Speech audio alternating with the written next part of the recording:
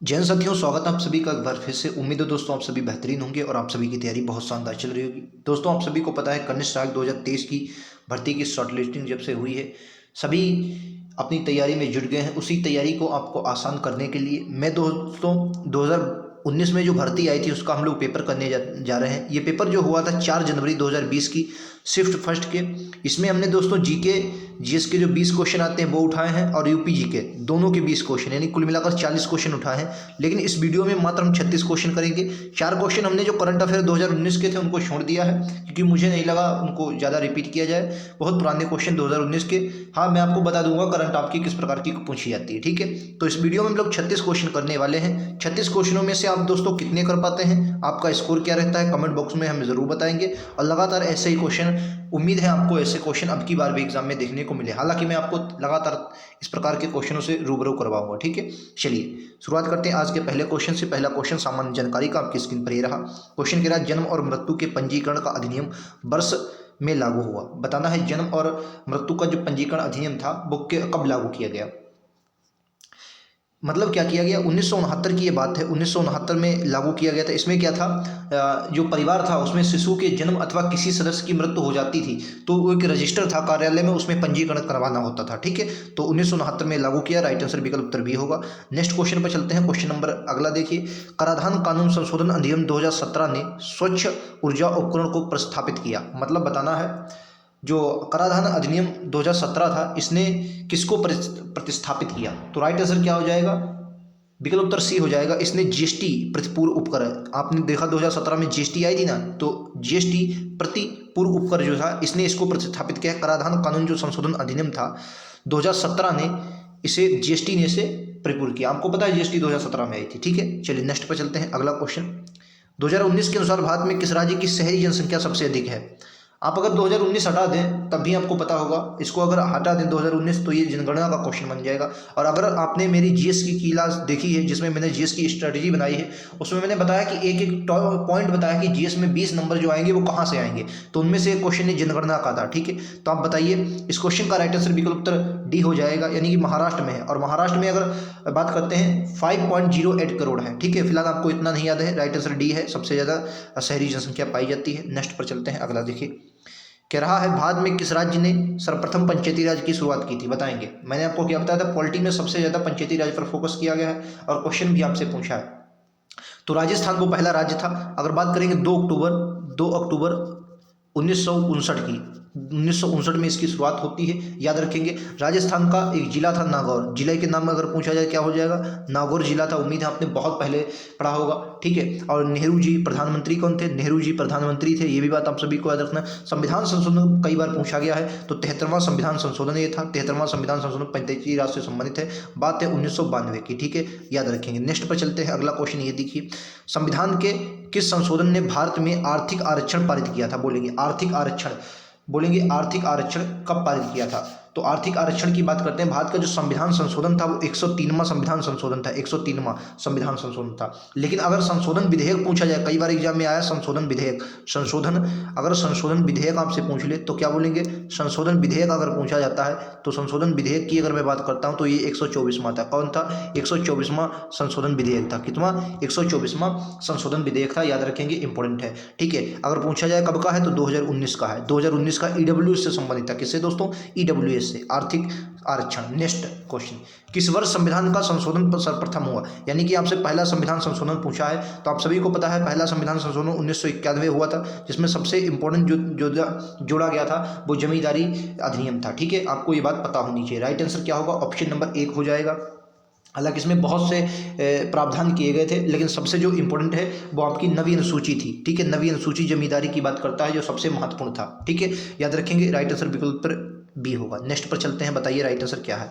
निम्नलिखित में से कौन सा ग्राम पंचायत की सर्वप्रथम महिला सरपंच थी। मैंने क्या बोला, पंचायत पर बहुत फोकस किया गया, क्योंकि आपका कार्य ही कहीं ना कहीं ग्रामीण क्षेत्र से जुड़ा। आप किसी भी, अगर कोई आपका एक स्पेशल डिपार्ट दिया जाता है तो उसमें कई ऐसे डिपार्ट होते हैं जो आपको देखने को मिलते हैं ग्रामीण क्षेत्र से। तो बताना है राइट आंसर क्या होगा। तो महिला क्या राइट आंसर होगा, ऑप्शन नंबर 6, छवि राजावत। क्या बोला है क्वेश्चन कह रहा है निम्नलिखित में से कौन ग्राम पंचायत की सर्वप्रथम महिला सरपंच थी। और एक किस राज्य, राजस्थान की थी। किस राज्य की थी, तो राजस्थान की ही थी। किसकी थी, राजस्थान की थी, याद रखेंगे, ठीक है।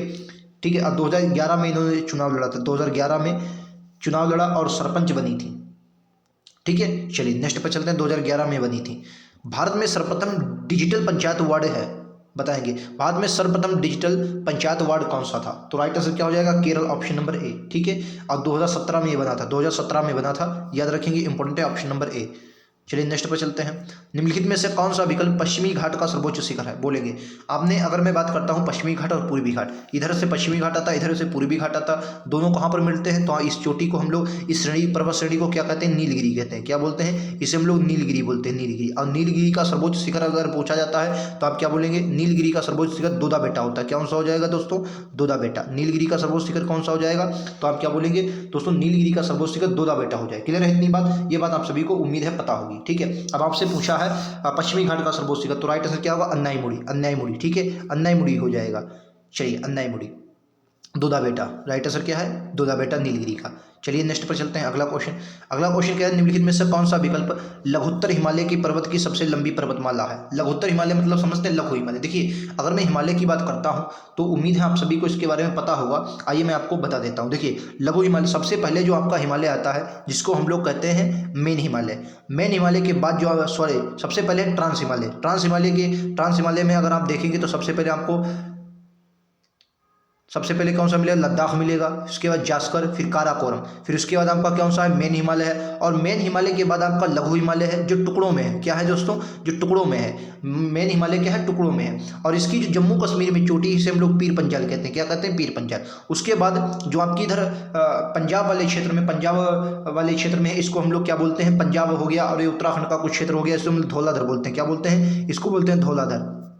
क्या बोलते हैं दोस्तों? धौलाधर बोलते हैं, धौलाधर, ठीक है, धौलाधर बोलते हैं, ठीक है। उसके बाद जो आपका याद रखेंगे, उसके बाद जैसे अगर मैं बात करता हूँ नागटिब्बा, फिर महाभारत, इस प्रकार से जैसे आप चले जाएंगे, क्या नाम उसका, नेपाल में जाएंगे तो महाभारत के नाम से जानते हैं, ठीक है। तो अगर आपसे पूछा जाता है इसकी सर्वोच्च, कह रहा है सबसे लंबी पर्वतमाला कौन सी हो जाएगी? इसकी लघु हिमालय की। तो लघु हिमालय की सबसे लंबी पीर पंजाल हो जाएगी। और ये कहाँ पर है? ये जम्मू कश्मीर में है। कहाँ पर दोस्तों है? जम्मू कश्मीर में है, याद रखेंगे, ठीक है। इंपॉर्टेंट है, आपके एग्जाम में पूछी जाएगी तो इंपॉर्टेंट है, याद रखेंगे। नेक्स्ट पर चलते हैं। क्या यूरेशियन प्लेट एवं भारतीय प्लेट के टकराव पर सिकुड़ने के परिणामस्वरूप निर्मित लंबवत घाटियां कौन सी हैं? देखिए जब आपने प्लेट टेक्टोनिक थ्योरी पढ़ी होगी तो उसमें ये क्वेश्चन आपने जरूर पढ़ा होगा, ठीक है। तो राइट आंसर इस क्वेश्चन का क्या हो जाए? विकल्प तो डी बनेगा, डंस बोलते हैं। क्या बोलते हैं? डंस बोलते हैं, ठीक है, डंस बोलते हैं, option number D right answer होगा। नेक्स्ट पर चलते हैं, ये लीजिए अगला क्वेश्चन। क्या प्राचीन विशाल एकीकृत महाद्वीप जिसे सुपर कॉन्टिनेंट बोलते हैं, यानी पेंजिया का दक्षिणी भाग जिसके उत्तर भाग में अंगारा भूमि स्थित थी, क्या बोलते हैं? मैं आपको एक चित्र बनाता हूं। देखिए ऐसा माना जाता है, पहले जो वैज्ञानिकों ने थ्योरी दी कि पहले पूरी जो पृथ्वी थी एक गोल रूप में स्थित थी, जिसको इन्होंने क्या कहा? जिसको इन्होंने पिंजिया कहा। क्या बोला? पिंजिया कहा, पिंजिया कहा, ठीक है। क्या बोला? पिंजिया कहा, पिंजिया कहा, ठीक है। और पिंजिया ऐसा वाला पिंजिया कहा, और इसके आसपास जो जल था उसे पेंथालासा कहा। क्या बोला? उसे क्या बोला? उसे पेंथालासा बोला। जल जो था उसे पेंथालासा बोला। क्या बोला? जल को क्या बोला? पेंथालासा बोला, पेंथालासा बोला जल को, ठीक है।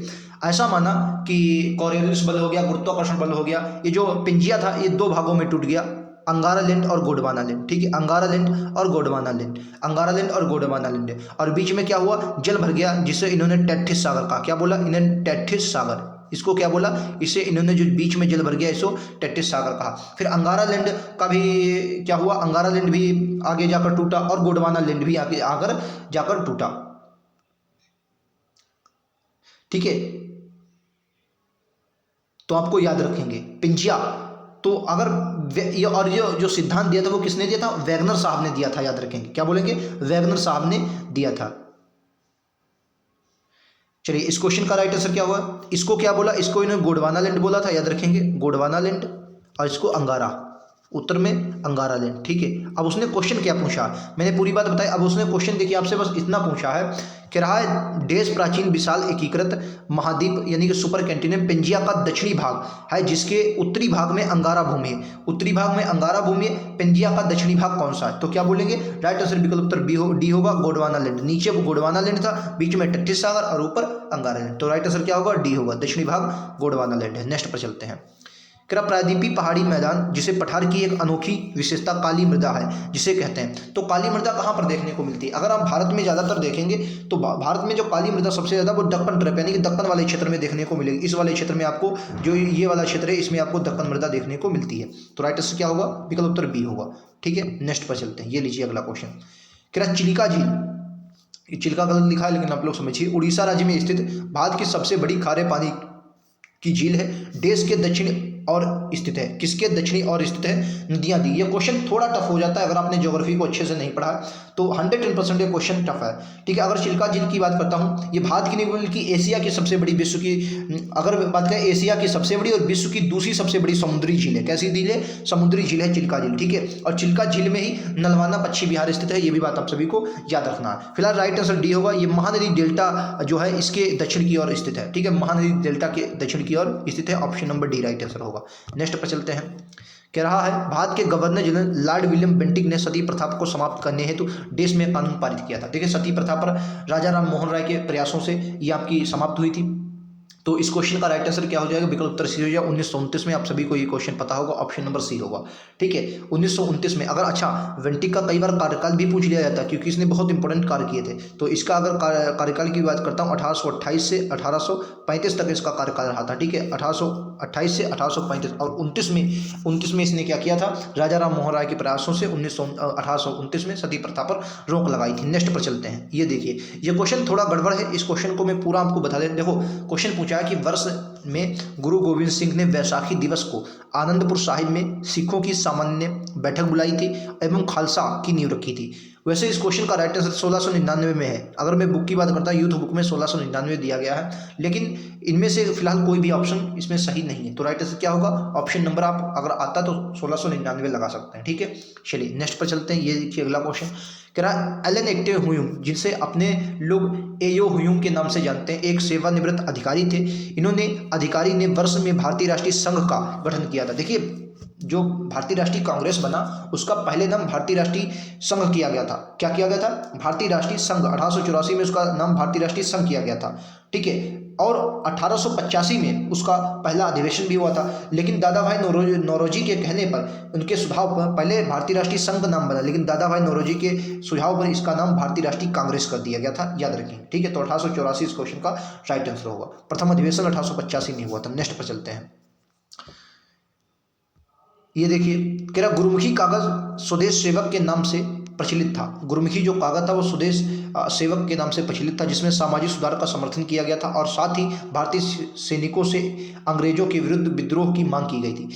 को स्वतंत्रता संग्राम के दौरान वेंकोर से देश में प्रकाशित किया गया था। तो वेंकोर से किसने प्रकाशित किया था? आपने ये क्वेश्चन पढ़ा होगा, अगर आपने हिस्ट्री को पढ़ा है तो वेंकोर और हैलीफैक्स आपने ये पढ़ा होगा। ठीक है, तो राइट आंसर क्या होगा? जीडी कुमार हो जाएगा। ऑप्शन नंबर ए क्या हो जाएगा? जीडी कुमार हो जाएगा। आपने कामागाटामारू प्रकरण अगर सुना होगा तो वहाँ से वेंकोर से हैलीफैक्स वाला ये आपने मुद्दा जरूर पढ़ा होगा। अगर कामागाटामारू 1914 का जो कामागाटो जहाज था उसके बारे में अगर पढ़ा होगा। ठीक है, तो राइट आंसर जीडी कुमार हो जाएगा। लाला हरदयाल के बारे में 1913 में इन्होंने स्थापना की थी। किसकी की थी? आप सभी लोग बताएंगे। लाला हरदयाल ने 1913 में किसकी स्थापना की थी?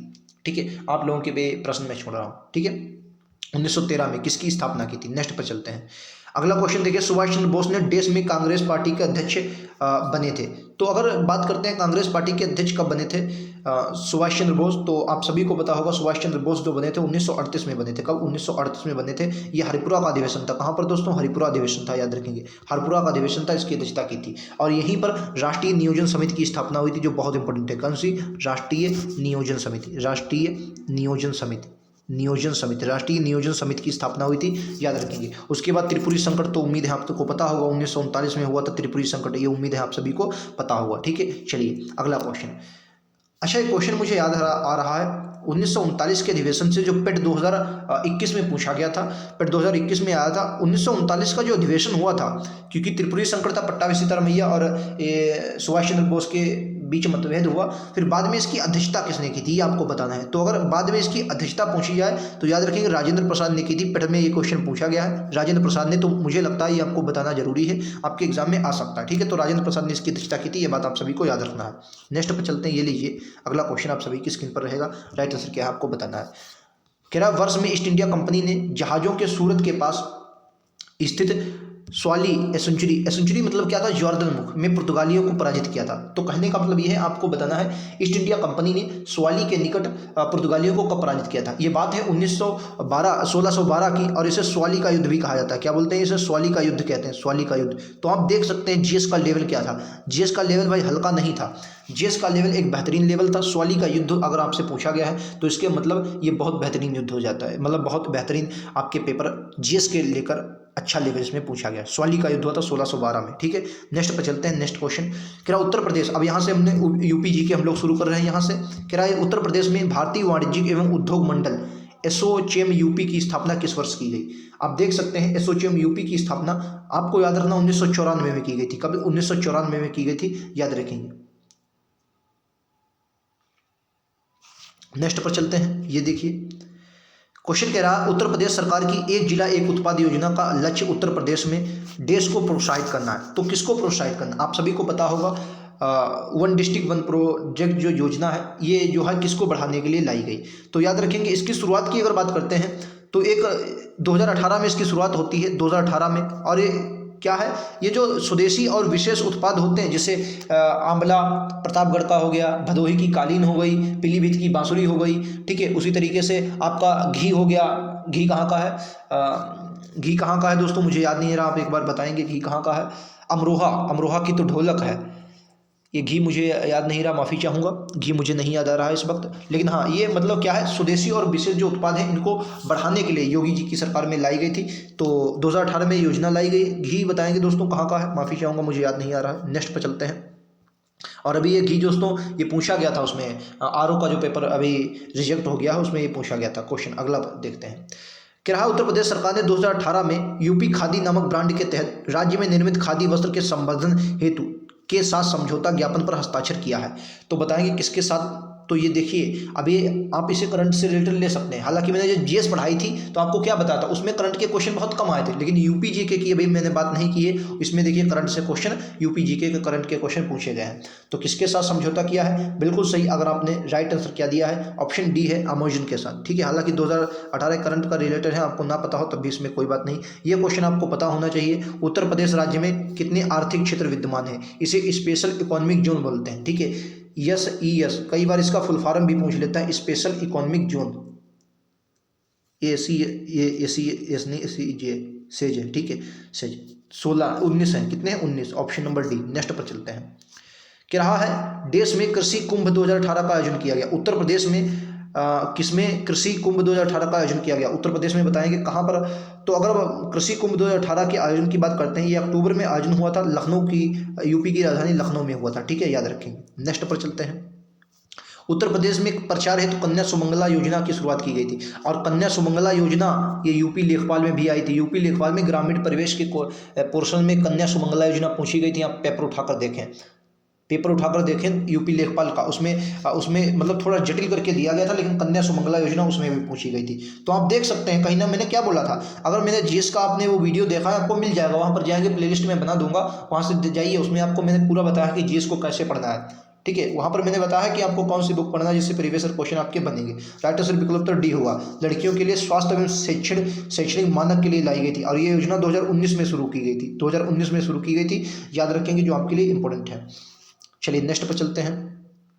कह रहा किशोरी बालिका योजना वर्ष डेढ़ में दिनों के लिए विद्यालय में उपस्थित न होने पर लड़कियों को संतुलित आहार प्रदान की पेशकश करती है।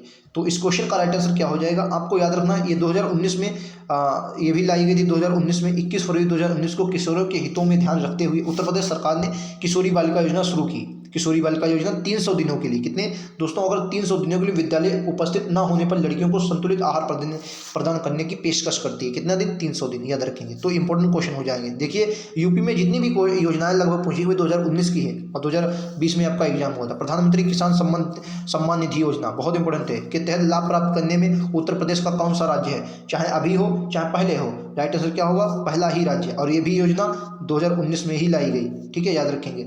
और इसमें 6,000 रुपये प्रतिवर्ष दिया जाता है। कितना? 6,000 रुपया, 2-2 हज़ार की 3 किस्तें, 2-2 हज़ार की 3 किस्तें दी जाती हैं, याद रखेंगे। नेक्स्ट पर चलते हैं।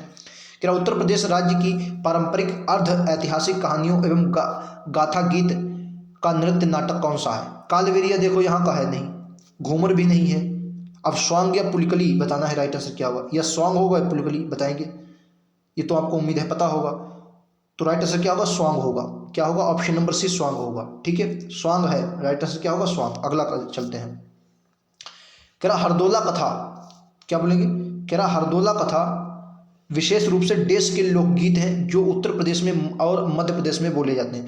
देखिए अगर उत्तर प्रदेश और मध्य प्रदेश के बीच का क्वेश्चन है तो राइट आंसर क्या होगा, बुंदेलखंड होगा, क्योंकि बुंदेलखंड वाला क्षेत्र ही आपको उत्तर प्रदेश और मध्य प्रदेश में देखने को मिलता है। अगर ये आपको नहीं पता तब भी आप लगा सकते हैं, फिलहाल हरदोला कथा आपको याद रखनी है। ठीक है, नेक्स्ट पर चलते हैं। उत्तर प्रदेश में एवं बिहार में बारिश के मौसम में एक लोकप्रिय मनोरंजन है, अब बताइए। तो क्या बोलेंगे, झूला, बहुत इंपॉर्टेंट है। ये बारिश के मौसम में लोकप्रिय है, याद रखेंगे, ऑप्शन ए होगा। नेक्स्ट पर चलते हैं। कह रहा है दालों के वैश्विक उत्पादन में भारत का स्थान 2017-18 में दालों के अगर वार्षिक बताना है कौन सा स्थान रहा भारत का, तो भारत का राइट आंसर विकल्प उत्तर ए हो जाएगा, पहला स्थान था। ठीक है, चलिए अगला क्वेश्चन ये देखिए। क्रांति से, देश की क्रांति से विश्व का सबसे बड़ा दुग्ध उत्पादक देश बन गया। दुग्ध उत्पादक श्वेत क्रांति से, हरित क्रांति नहीं लगाना, श्वेत क्रांति से लगा। ठीक है, और वर्गीस कुरियन जी संबंधित, कौन से संबंधित है, वर्गीस कुरियन जी, वर्गीस कुरियन जी संबंधित है, याद रखें, वर्गीस कुरियन जी। ठीक है, नेक्स्ट। क्या 2019 में चाय की किस कंपनी ने भारत में सभी तक अपनी महंगी चाय की पेशकश की थी, बताएंगे, बताएंगे राइट आंसर क्या होगा। इस क्वेश्चन का राइट आंसर विकल्प उत्तर बी हो जाएगा, टी बॉक्स ने। नेक्स्ट, 2019 में किसे यूनाइटेड किंगडम का प्रधानमंत्री चुना गया, इंपॉर्टेंट नहीं है, इंपॉर्टेंट नहीं है, फिर से बता दे रहा हूँ, इंपॉर्टेंट नहीं है, आप इसे छोड़ भी सकते हैं, आप इसे छोड़ भी सकते हैं। ठीक है, क्योंकि इंपॉर्टेंट नहीं है। चलिए नेक्स्ट, ये देखिए इंपॉर्टेंट है। वस्तु जीएसटी को कितने घटकों में विभाजित किया गया। जीएसटी आप सभी को पता है 1 जुलाई 2017 को लाई गई थी जीएसटी। और कितने घटक हैं, अब कैसा करे, अप्रत्यक्ष कर है, सबको पता होगा, इसमें मुझे बताने की जरूरत नहीं, कैसा करे, अप्रत्यक्ष कर है। ठीक है, कितने घटक है, 3 घटक हैं। एक आपका था CGST, दूसरा था SGST, तीसरा था IGST। ठीक, ये 3 GST थी। राइट आंसर कितना होगा, 3 घटक। यहाँ पर हमने दोस्तों 37 क्वेश्चन किए, 36 क्वेश्चन किए हैं, लेकिन इनमें से जो महत्वपूर्ण क्वेश्चन 34 ही थे। हालांकि 2-3 क्वेश्चन पहले हटाए, लेकिन 2019 के 2017 के उनको आपको पढ़ने की जरूरत नहीं, बस आपको एक आइडिया लग जाए किस प्रकार की करंट आपके एग्जाम में पूछी जाएगी। तो उम्मीद है आप सभी को बहुत बेहतरीन वीडियो लगा होगा। वीडियो कैसा लगा कमेंट उस ऑप्शन में दोस्तों जरूर बताएं। मैंने बहुत जल्दी क्वेश्चन बताने की कोशिश की ताकि आपको पता चल सके कि एग्जाम में कैसे क्वेश्चन आते हैं। ठीक है, मिलते हैं अगले वीडियो में, आज के लिए इतना ही। थैंक यू दोस्तों, जय हिंद, जय भारत।